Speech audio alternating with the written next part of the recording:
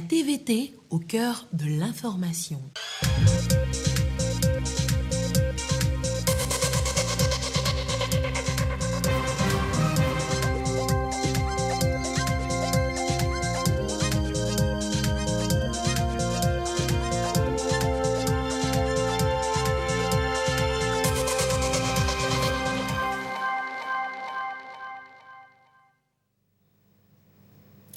Bonsoir à toutes et à tous, bienvenue dans ce journal. Au menu du 20h de ce lundi, il y a d'abord la 4e séance plénière de l'année, la ratification de 3 projets de loi concernant les domaines santé, eau et mines pour renforcer la collaboration avec les autres pays africains. Plus de précisions dans ce journal. 33e session extraordinaire du comité interparlementaire de l'UEMOA. Des experts sont à Lomé pour discuter du projet programme et de la transition fiscale qui contribueront à la modernisation des économies des États de l'UEMOA. Également, dans ce journal, la réunion des acteurs chargés de la sécurité et la sûreté maritime. Ils vont se concerter pour trouver des approches de solutions en vue d'écarter toute menace liée au développement de l'économie bleue. Et puis le méga concert organisé par les Adja natifs de Tado à Lomé, une soirée culturelle qui a vu la participation de plusieurs artistes et groupes folkloriques. Voilà pour les titres. Zéro piraterie, obstruction à la criminalité en mer, arrêt de la pêche illicite. Les acteurs de la sécurité et la sûreté maritime s'approprient de nouvelles stratégies plus efficaces. Des propositions concrètes sont attendues à la fin des 5 jours de travaux pour éradiquer ces actions criminelles dans le golfe de Guinée. Ulrich Amega. Littoral long de 6000 km. L'espace maritime du golfe de Guinée, environnement que partagent 19 pays. Par ici transitent au quotidien près de 4000 navires et cargos. Piraterie, criminalité, vol à main armée, pêche illicite et non réglementée. Des faits qui y sont connus. Une menace pour la circulation des biens et des personnes et à la paix. Les pays du golfe de Guinée optent pour des stratégies plus adaptées afin de garantir la sécurité et la sûreté en mer dans l'espace. Le Centre international Kofi Annan et le gouvernement danois mettent ainsi en œuvre le plan quinquennal 2022-2026 sur les réponses intégrées aux menaces sécuritaires et à la sûreté maritime. Nous voulons non seulement leur donner les instruments adéquats, mais les amener à les utiliser de manière efficace, donner les informations sur l'étendue et l'ampleur du problème, favoriser une meilleure collaboration entre les agences, encourager chaque partie prenante à nouer un partenariat avec son voisin pour une lutte plus efficace. Et dès lors que c'est fait, une réponse tangible peut être mise en œuvre. 30 agents seront ainsi outillés pendant 5 jours pour accomplir la vision de développement de l'économie bleue portée par les dirigeants des pays du golfe de Guinée. Le Togo fait sa part, et ce, depuis 2014, avec un vaste chantier de réforme au plan juridique et institutionnel dans le domaine maritime. Pour le représentant du ministre, conseiller du président de la République pour la mer, la mise en œuvre de ces réformes nécessite des ressources humaines compétentes afin de maintenir une veille permanente dans le golfe de Guinée.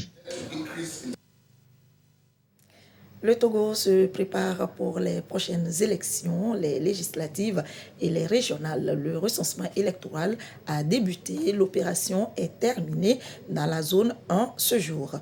Du 13 au 20 mai, ce sera le tour de la zone 2. Les populations sont appelées à se faire enrôler et à jouer leur partition pour la réussite de cette opération. Sylvain Abdou.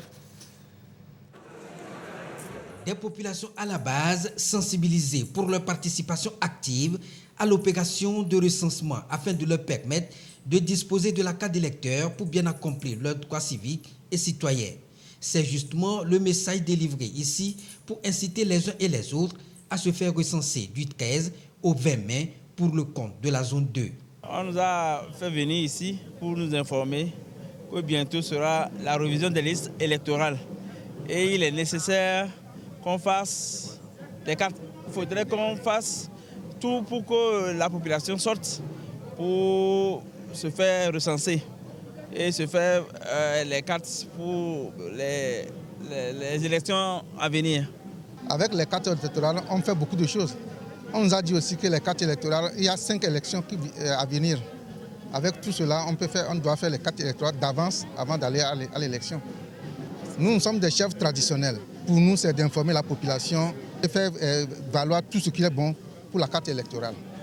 L'information est apportée aux populations par les cadres unis au goût, une manière pour les cadres de leur faire comprendre la nécessité de cette carte, son importance pour chaque citoyen. Il est question de sensibiliser nos parents pour que chacun puisse remplir ce devoir civique de se faire recenser pour avoir sa carte électorale afin de pouvoir participer aux votes qui vont très prochainement se dérouler. Il y a eu des questions qui nous ont permis de leur clarifier comment les choses vont se dérouler. Il s'agit donc, à travers cette sensibilisation, d'amener chacun à s'engager et à rester mobilisé pour une opération de recensement réussie dans la zone 2. Le recensement électoral en vue des prochaines élections au Togo, c'est fini pour la première zone. La Commission électorale nationale indépendante a dû proroger jusqu'à ce lundi pour permettre à tout le monde, ceux qui sont habilités à voter, bien évidemment, à se faire recenser. Ambiance des dernières heures, constat sur place, Sylvia Nouglosé, Ida Adessou et Kwesala. Centre de recensement et de vote de l'EPP Nikonakpoué. À ce dernier jour de recensement électoral dans la zone 1, presque plus de files devant ce comité de liste et carte CLC. Seulement une vingtaine de personnes à servir avant la clôture. Akokor fait partie des dernières personnes à se faire recenser dans ce centre. J'ai finalement reçu la carte, mais c'est juste que c'était vraiment lent. Voici ma carte. Finalement, j'ai pu avoir ma carte dans les bonnes conditions. Direction EPP Adjalé. Il est environ 13h30.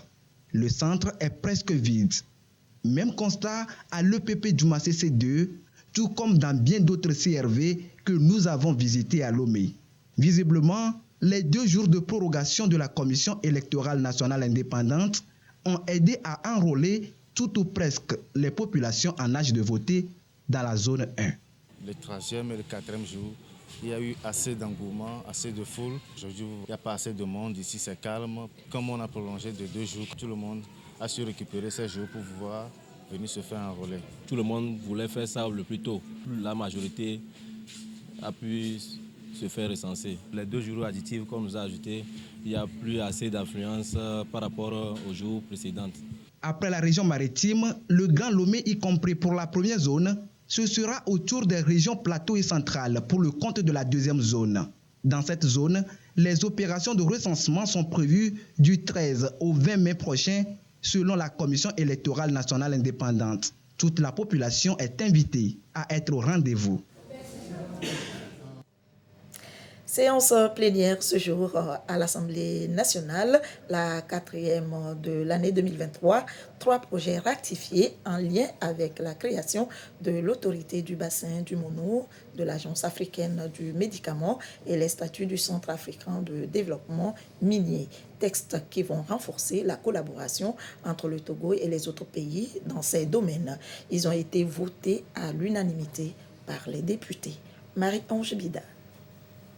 L'un après l'autre, 3 projets de loi examinés par les députés, tous des ratifications de textes régionaux. En premier, le traité sur la création de l'Agence africaine du médicament.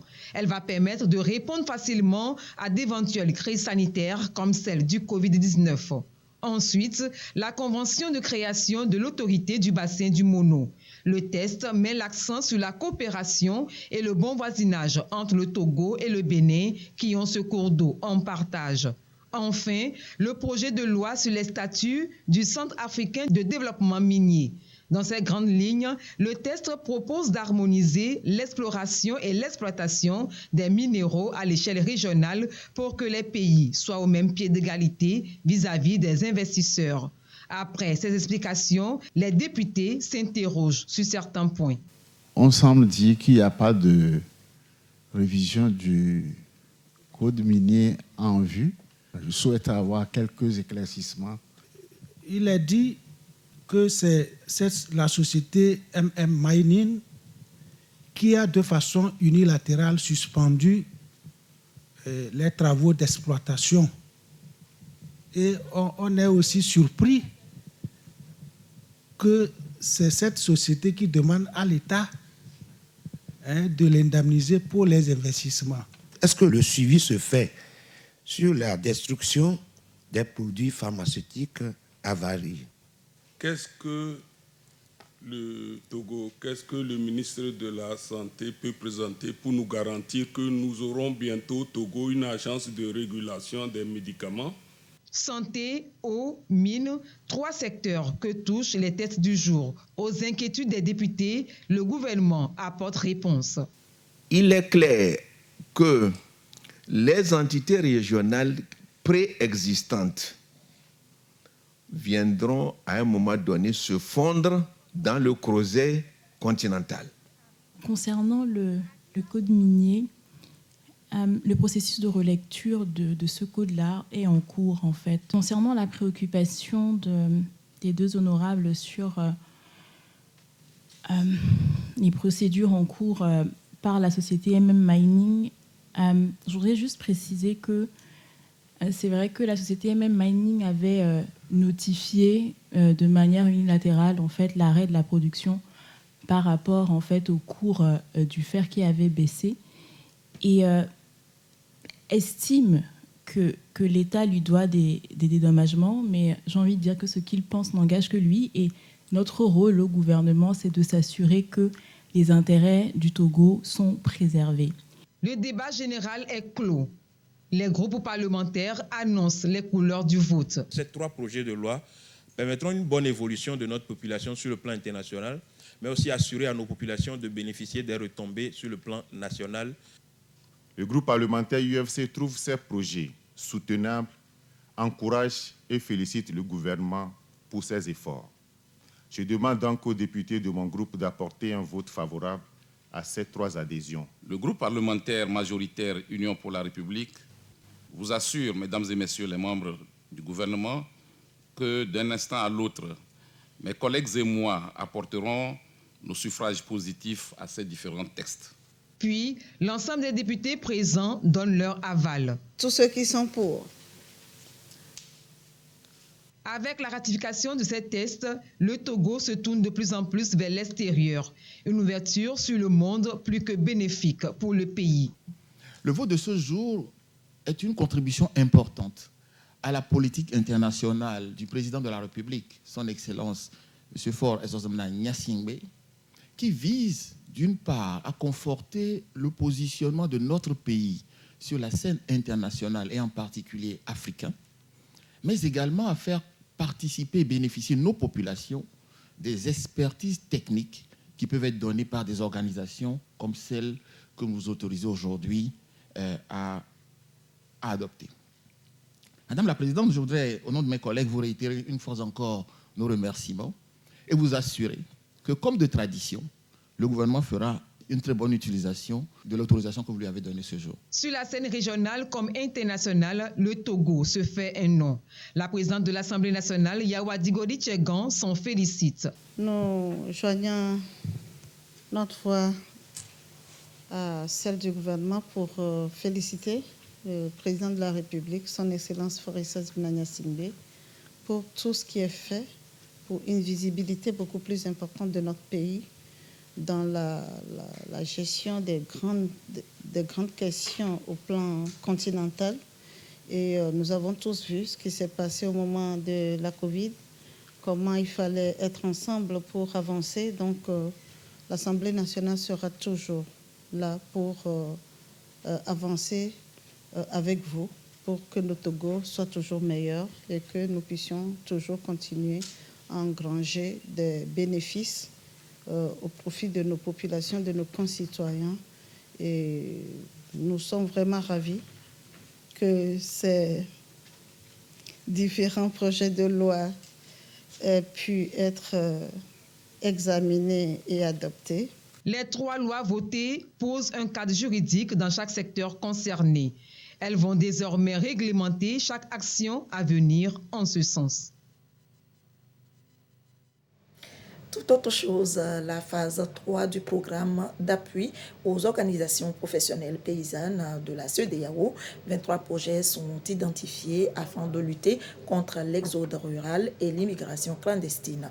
Les porteurs de ces projets sont donc outillés pour leur meilleur aboutissement. Christine Pété-Kialoudé.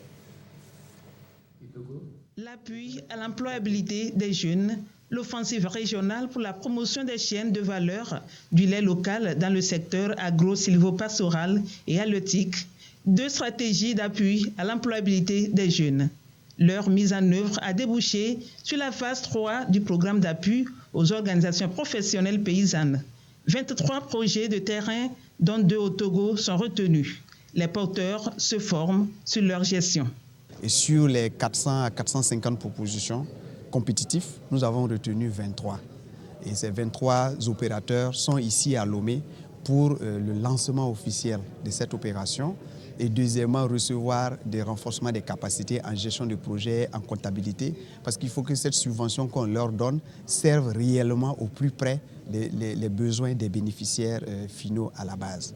Les projets en moyenne reçoivent à peu près 300 à 350 millions de dollars pour les investissements qu'ils veulent opérer. Le Togo fait de l'agriculture un secteur prioritaire de lutte contre la pauvreté et le chômage des jeunes. L'initiative de la CEDEAO renforce cette dynamique.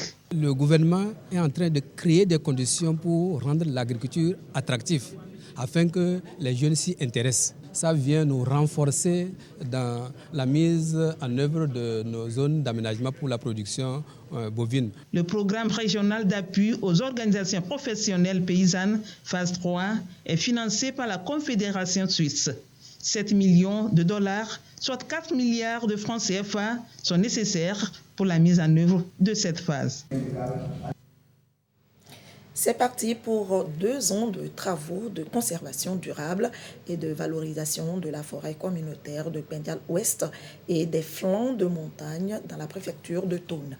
2 sites qui ont subi de plein fouet le déboisement et l'extraction des pierres à des fins commerciales. Gérard Lagoutou.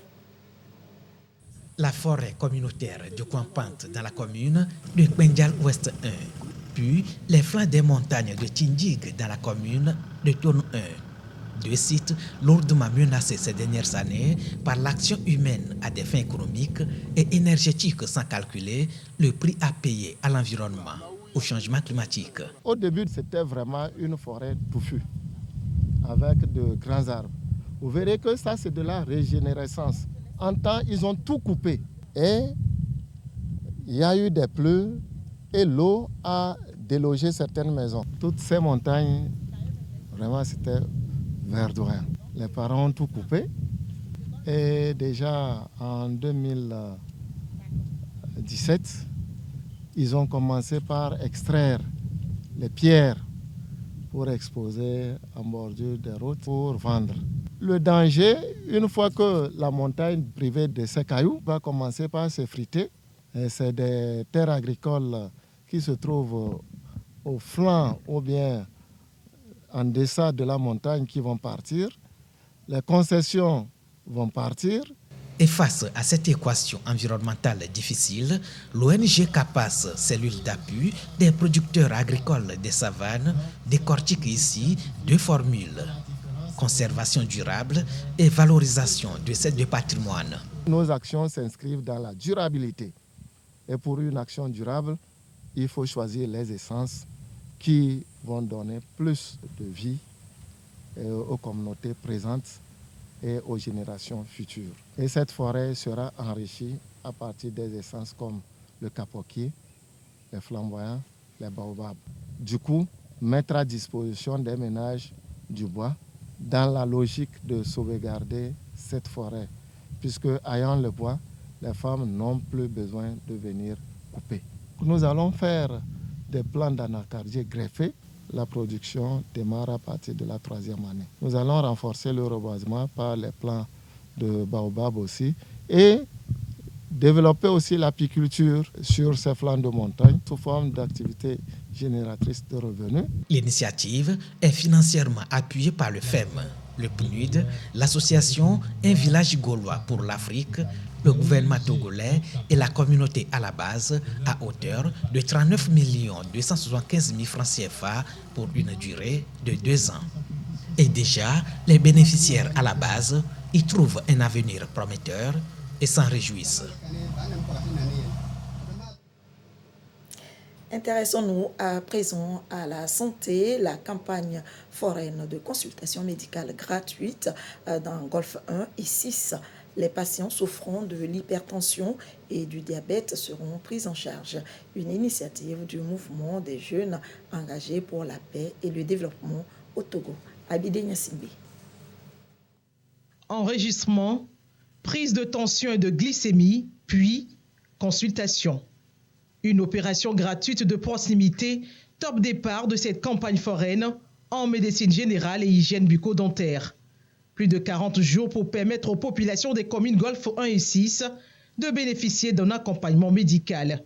Ici, population, chef canton, corps médical prennent connaissance de l'importance du projet. C'est très rare. D'habitude, nos populations vont dans les centres de santé. Et si cette association a jugé bon de venir auprès de nos populations, nous ne pouvons que les saluer. Et c'est un sentiment de joie, de satisfaction pour nous. D'autant plus qu'ils ont derrière eux Son Excellence, M. Faure Essoazina Nyansingbe, qui a un souci permanent pour nos populations en matière de la santé. Je tiens à remercier les initiateurs, parce que la population n'a pas le moyen d'aller se consulter pour ces cas. Il y a eu un bon accueil, les médecins sont tous prêts à nous recevoir. Donc c'est très bien chez moi. Et je tiens aussi à aller sensibiliser les autres pour venir se consulter. L'amélioration, l'accès aux soins de santé pour tous les citoyens, une priorité, plus encore, un engagement pour le chef de l'État Faure Essoazina Nyansingbe, justement parrain de l'événement. Pour le porteur du projet, le Mougepad, il ne peut y avoir de développement sans une population saine. Nous avons fait le constat comme quoi le diabète et la tension artérielle tuent beaucoup de personnes au Togo et dans le monde entier. Alors, nous avons pris ça sur nous d'initier ce programme, c'est-à-dire ce projet, et nous avons demandé de l'aide au président de la République, à d'autres personnes, mais il nous a tendu la main comme d'habitude et il nous a aidés à le faire. Cette campagne a un caractère spécial, c'est-à-dire gratuit.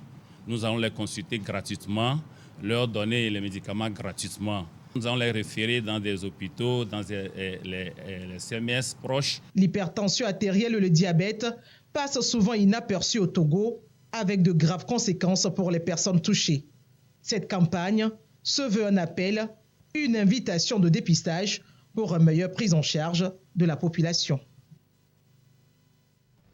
Registre santé toujours et ce communiqué, le ministre de la fonction publique, du travail et du dialogue social informe les candidats au concours de recrutement direct régional du personnel médical, paramédical, administratif et d'appui pour le compte du ministère de la Santé, de l'Hygiène publique et de l'accès universel aux soins de l'ouverture des spécialités ou corps indiqués dans le tableau ci-dessous. Corps, médecin en anatomopathologie, médecin endocrinologue, cadre administratif des soins de santé, master, anesthésie, réanimation, master, instrumentation chirurgicale des blocs opératoires, master, juriste, doctorat en droit public, juriste, master en droit public. Par ailleurs, la date limite de dépôt des dossiers de candidature initialement fixée au 12 mai 2023 pour les deux concours est prorogée jusqu'au vendredi 19 mai 2023 à 17h00. Signé le ministre Gilbert Bawara. L'actualité, c'est aussi la République démocratique du Congo. Le pays est en deuil. Près de 400 personnes ont trouvé la mort dans les inondations et glissements de terrain causés par des pluies qui ont touché la région sud Kivu. La République démocratique du Congo observe ce lundi un deuil national en mémoire des victimes des inondations qui ont frappé la localité de Bouchouchou dans le territoire de Kaélé au sud Kivu. Le nouveau bilan publié dimanche est d'environ 400 corps sans vie retrouvés.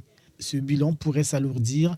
Les organisations de la société civile congolaise affirment en effet que plus de 4000 personnes manquent encore à l'appel. Sur place, les conditions de vie deviennent insoutenables, poussant la société civile à appeler à la délocalisation des sinistrés.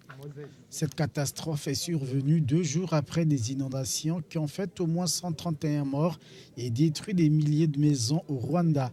Le secrétaire général de l'Organisation des Nations Unies y voit une conséquence du changement climatique.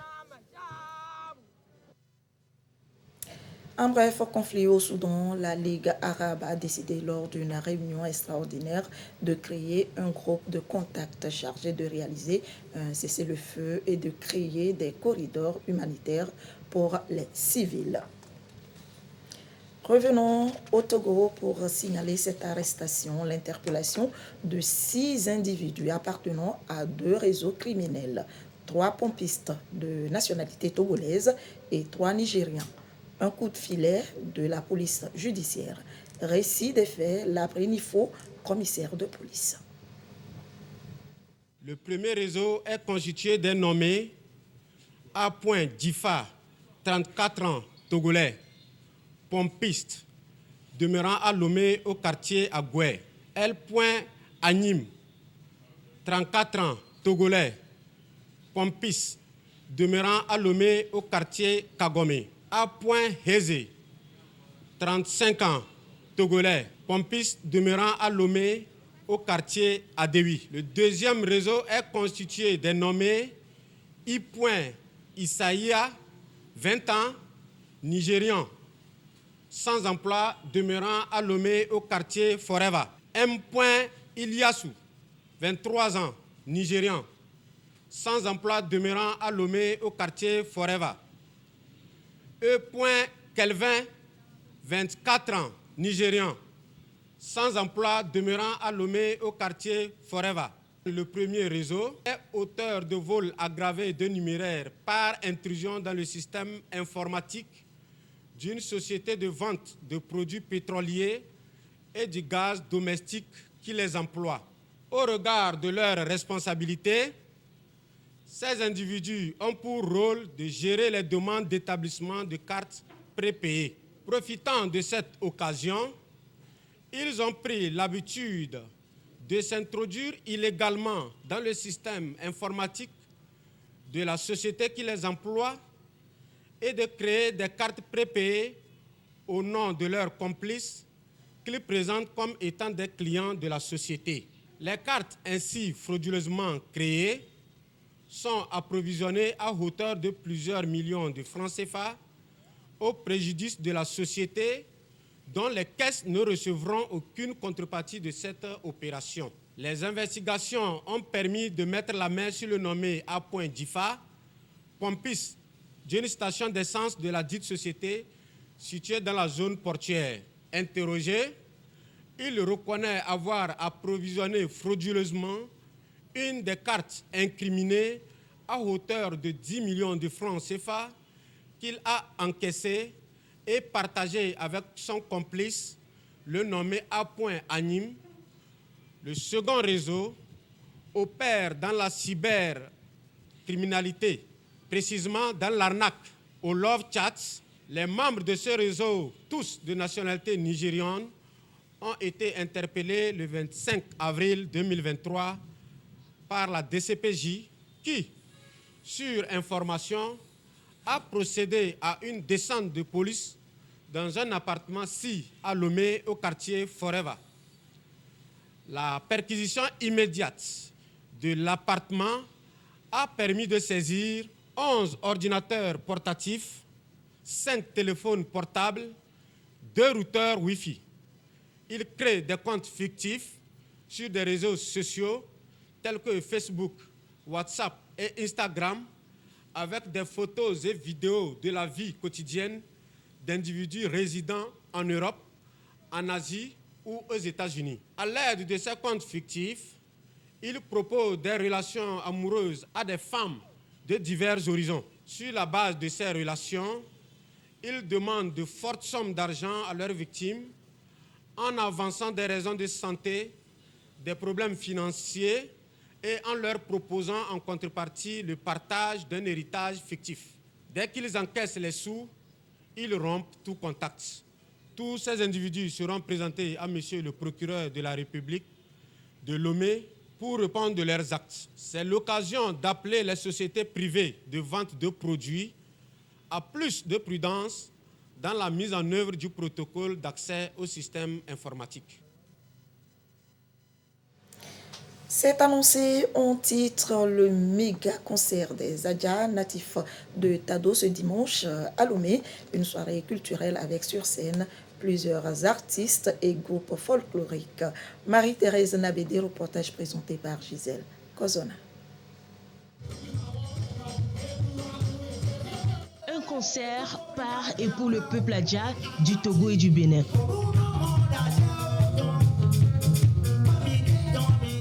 Des prestations ancrées dans la tradition pour affirmer une identité.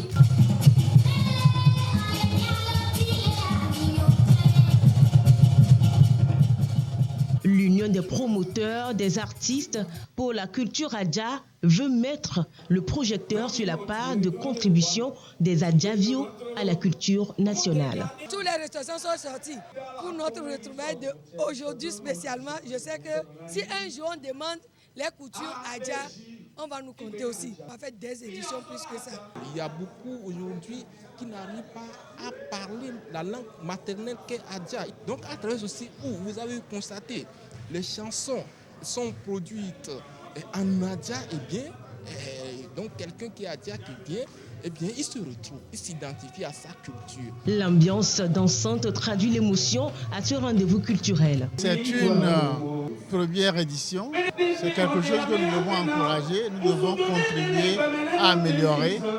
Et je voudrais encourager les organisateurs et les féliciter pour tout ce qu'ils ont fait. Je suis tellement content parce que ça fait aussi que nous, les artistes aussi, nous avons montré ce qui est en nous.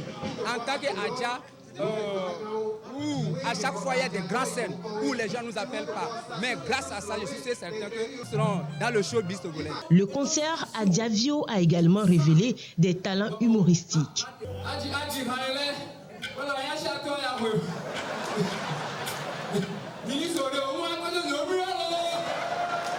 Le concept épouse la vision de l'État qui promeut la sauvegarde des patrimoines culturels.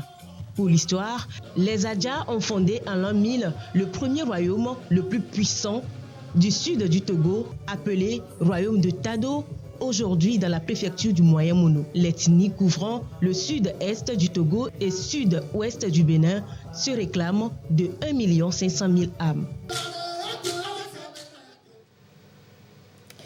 Et c'est ainsi que se termine ce journal. Merci de votre attention. Restez avec nous, nos programmes se poursuivent. Tout de suite, la météo, à suivre le panorama des sports avec Claude Dama et ses invités. L'actualité revient à 22h30. Merci de votre fidélité et très belle soirée à vous.